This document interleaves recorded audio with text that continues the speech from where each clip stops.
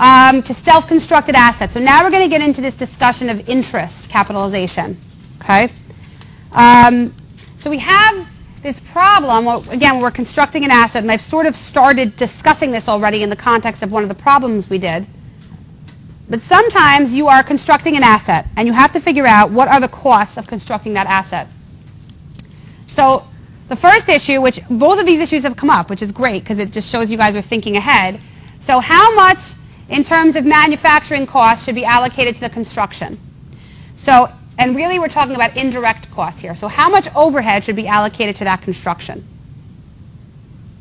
That's the first question. So if I'm constructing a property and I am sitting doing the accounting for that property in an office where we pay rent on a monthly basis, okay, is that rent different regardless of whether or not we're constructing that building? I'm still sitting there, but some of my time is now being spent dealing with the accounting for this construction process, okay? So this is one of the issues. There are like these fixed overhead costs that are incurred regardless of whether or not you're constructing that asset, but yet I'm spending my time getting that asset ready for its use by doing the work that I'm doing in that office. So I may be paying rent, okay? There are other things where you may have overhead costs where you have electric, okay? Electric is your electric bill going to go up if you're constructing an asset and you're plugging in more equipment to construct that asset?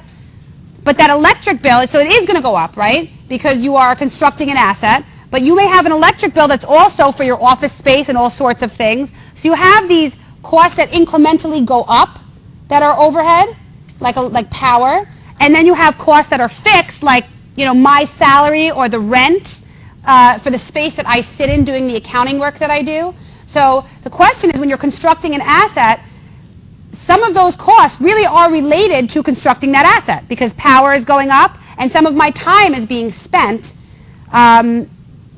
doing the accounting, okay? So the first issue is how much should we allocate to construction? Okay, this is the first issue. The second issue is how should we treat interest during construction, interest costs incurred during construction?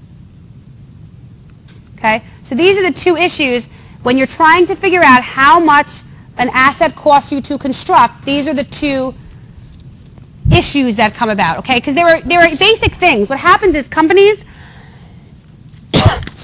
construct assets, and what they often do is they take out loans to construct these assets. And what happens is, what we're used to seeing in our our daily lives, so to speak. So you may think, I want to buy a house in the future, and I want to take out a loan. I'm going to use that loan to buy that house. What companies often do that are constructing assets is they take out loans from a bank initially to purchase a property, and then what they do is they take out what are called loan draws. Okay, so they may say, I need $12 million to buy this property, but the loan may go up to $100 million. Okay, and every month you construct that asset, and every month you take the bills that you get from the contractors, and you submit them to the bank, and the bank gives you a big check, and then you pay your bills. Okay, and so your loan goes up over time. Okay, those costs. The basic costs, the bills that you get from the contractor are very simple. Those increase the price of that property, of constructing that asset, okay? But then you have other things like people's time being spent that are not necessarily going directly through the loan draw, okay? And you have like power bills and things like that. These also may need to be incorporated into the price of that asset. Does that make sense? So you have direct bills that you submit to, say, the lender to get, a check for, to then repay the contractors, but then you have these other things, okay? And then as you incur those costs, as you take out loan draws, what happens to your loan balance? It goes up, and therefore what happens to your monthly loan interest payment? Goes up, okay? So the question is how do you account for the interest related to those increased loan payments, okay?